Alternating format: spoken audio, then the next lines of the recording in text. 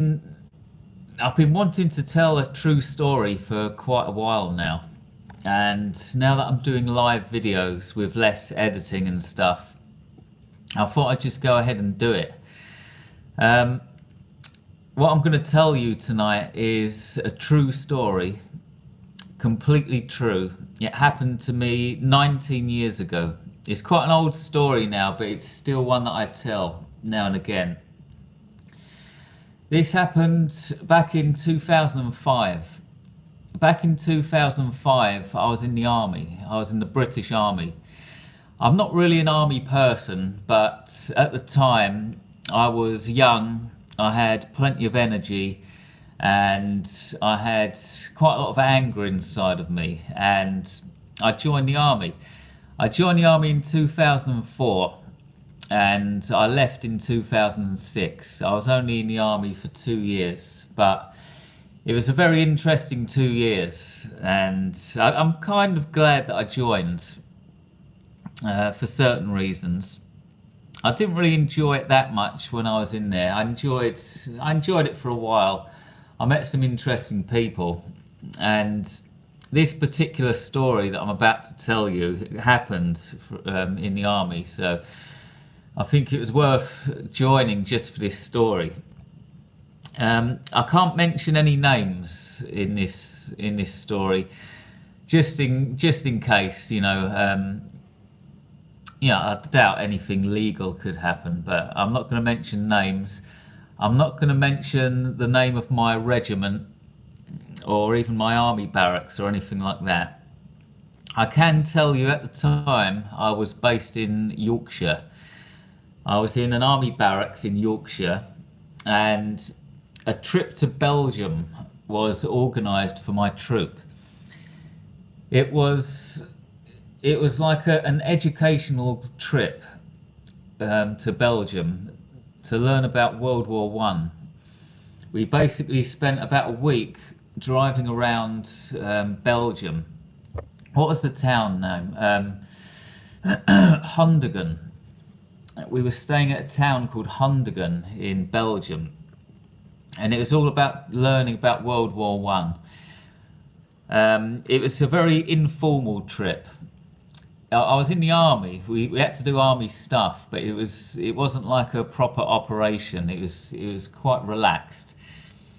We slept in this kind of converted scout hut of a night, and there were sleeping bags set out on the floor going around the room, and we all slept in sleeping bags in this scout hut. And during the day we were driving around in this coach visiting World War One monuments, and one or two times during the day we were stopping off at bars and pubs and having a pint, just having a beer, right? It was quite an informal trip. It's like an educational fun trip, but it was with the army, and we were visiting these war memorials, going to pubs. We stopped at this pub in Belgium. We were in Hondigen, in a bar, and there was about 20 of us, 20 young men, and about 5 sergeants with us. And we met this woman in this bar. She was about 25 years old, blonde, and semi-good looking. And she wasn't shy or anything like that. She was having a really good laugh and a joke with all of us. And after about an hour or so, it was time to get back on the coach to go to the next war memorial. And she decided that she wanted to follow the coach in her car. She was driving around in this silver convertible. I think it was a Volkswagen Golf convertible. And so we left this bar and we were driving down the road in this coach, and she was following us in the coach. And this continued for the next 2 days. For the next 2 days we were driving around to these sites, and this woman was following us in this car. And every time we stopped at one of these war memorial sites, we got out the coach and the woman got out of her car, and she was walking around with us as we were doing this tour. Everybody thought it was hilarious, and it was, but it was also really weird at the same time. And she even stayed with us at night as well. Every night, she actually slept in this scout hut with us, and she shared a sleeping bag with a friend of mine, a friend in my troop, another member of my troop. I'm not sure whether they actually had sex in the sleeping bag, but they shared a sleeping bag. She slept with my friend of a night, and then in the morning it was breakfast, back in the coach. She got back in her car, following the coach, and off we went again to places like the Somme, these big battlefields of World War One. We visited them all. It's quite a grim trip, quite a grim outing in a way. We were learning about all these horrible battles during World War One, and this woman was coming with us. And you might be wondering at this point, how could this be allowed to happen in the army? This random woman joining us and sleeping with us. But it was an informal trip, like of an evening. The sergeants who were organising it were actually getting pissed, like they were drinking with us. Of an evening, they used to drink about 6-7 pints, and it was all very informal. In the mornings, we had to go on parade, but everyone was just having a laugh, basically. So this woman, they kind of turned a blind eye to this woman who was following us around. This went on for 2 days. This woman was hilarious. She was following us around. At one point, she was actually spotted kissing the coach driver as well. We were outside having a drink or whatever, or we were just finishing up this, walking around this site. And somebody looked in the coach, and she was sitting on the coach driver's lap, proper getting hold of him, like tongues and everything. And by the way, the coach driver was dodgy as well on this trip. The coach driver was like really seedy looking. He was like a 50-year-old man, fat, like sweaty looking. And he actually had a TV in this coach, and he was playing porn films in the coach as well. Everything about it was dodgy. And so this woman that was actually kissing the coach driver as well. And then, on the morning of the 3rd day, everybody woke up in this scout hut where we slept. And the woman was gone. She had vanished completely. And it was pissing down with rain outside. It was really chucking it down. Heavy rain. And somebody looked outside towards the car park, and they noticed that this woman's car was still there. This convertible silver Volkswagen Golf. And the roof was down in the rain. It was really coming down.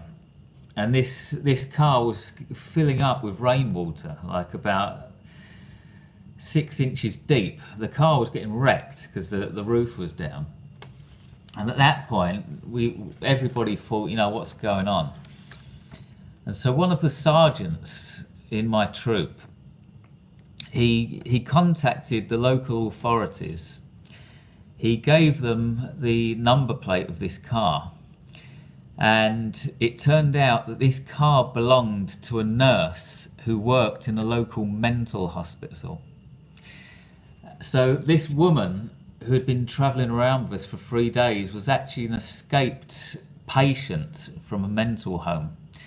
She was completely insane. She had stolen one of the nurse's cars, escaped from the hospital, and she was just driving around randomly on the run.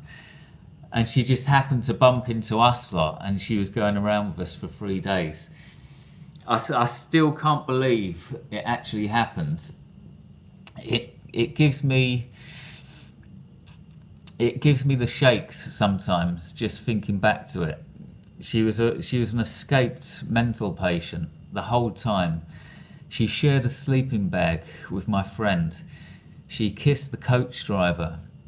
She was drinking with us in bars. And the whole time, everybody thought she was just a bit scatty. She was like a joker, but she was like she was certified insane. She was like sectioned. She was a patient in a mental home, and she had escaped illegally, and she was with us for 3 days. Now, in my eyes, this is like a real life horror story. And as a horror writer, I've thought about turning this into a short story. I've thought for a long time, I've considered for a long time to write about this and kind of turn it into a full short horror story. And I might still do it. But now that I'm doing live videos, now that I'm just doing videos on the spot like this, I thought it'd be a good time to tell you about this story. It's one of my life stories that I tell a lot, and I'll probably always tell as well. So there it is. It's my Belgium story. I hope you enjoyed it, and I hope it gives you nightmares, quite frankly. Thanks very much for watching. I'll be back in about 1 week or so with another video. In the meantime, try to have a good day on this terrifying, horrific, mental piece of rock we call Earth. Lots of literary love. Goodbye.